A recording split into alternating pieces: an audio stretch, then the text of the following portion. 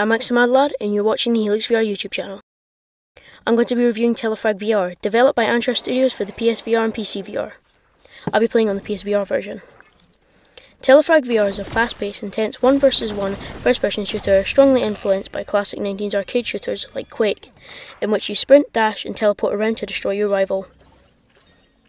Let's start with gameplay. This game has one main mode, which is a 1 vs 1 first to 3 kills where you can fight against bots or another human player. On top of that, there is an armory where you can practice against stationary targets or read about the guns. The gun choice is decent. There are 5 guns. An assault rifle that shoots both bullets and a ball to teleport you from one location to another on impact. A rocket launcher which shoots homing teleporters and rockets which you can control with your hand. A pistol which shoots ricocheting lasers and gives you the ability to turn invisible. A gun which shoots a continuous laser bolt plus an instant teleport that leaves an explosive trail behind you. And the final weapon which fires a flurry of projectiles that come packed with a power surge, which slows enemies down and damages them. Currently, there are no gun modding or customization, but I would like to see something like this in the future. To be honest, the gun design is one of the best parts about the game. A lot of weapons look really polished and have styles that remind me of some of the guns in Borderlands. However, it doesn't really fit the tone of the game. The Telefrag ability feels great. It's an extension to weapons which allow you to teleport around the map. All weapons have these in different forms. Some are just a simple teleporting ball, as previously mentioned, to weapons allowing you to go invisible and teleport from A to B.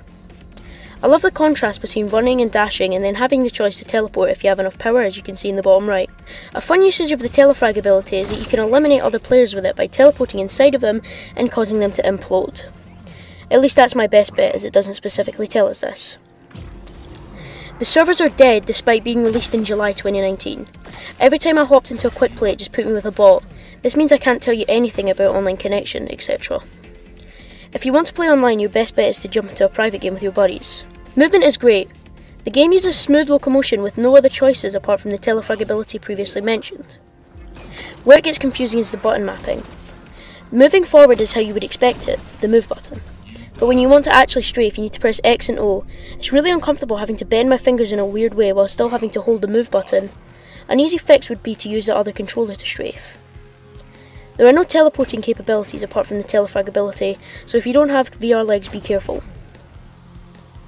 There is also DualShock 4 capability, as you can see on screen. I'm extremely dissatisfied by the way it works. By the middle of the game, my guns were backwards, making it near impossible to play with a standard DualShock.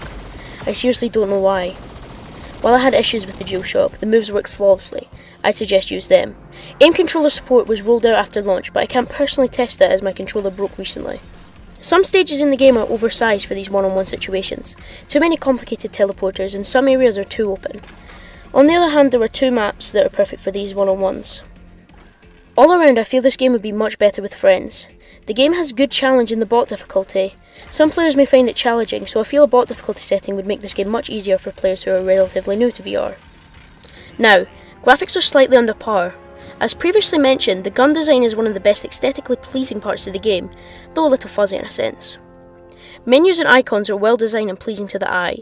The starting menu is well put together but can appear a little chaotic as there are 4 characters battling at either side of you. Some landscapes look amazing. I was a massive fan of the Roman temple map, even though it was confusing. It had some lovely looking structures and backgrounds. As for when you get into a match, the graphics go from your average PSVR game to meh, it's alright. The graphics seem to downgrade themselves for no apparent reason. It confuses me. In the menu, everything is clear and uses some nice textures. As for when you join the real game, the textures negatively change. Everything gets slightly more blurry and quality for textures downgrades. Audio is somewhat random, as in some noises don't blend. I mean, some sounds are perfectly balanced and others are way too loud. For example, this can be fixed in a simple patch. Also, some sound effects just don't make sense. There are some effects that were thrown in there just for the sake of it and make no sense to what's actually happening.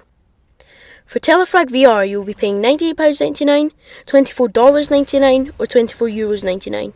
On the PlayStation Store, and roughly the same price if you're getting it on Steam. I feel there's not enough content for the price at this moment. Maybe wait for a price drop or a discount. I feel a price drop would benefit this game massively, as it could bring the servers back to life. In conclusion, I felt the game is good for around 3 to 4 hours of fun, but not much more.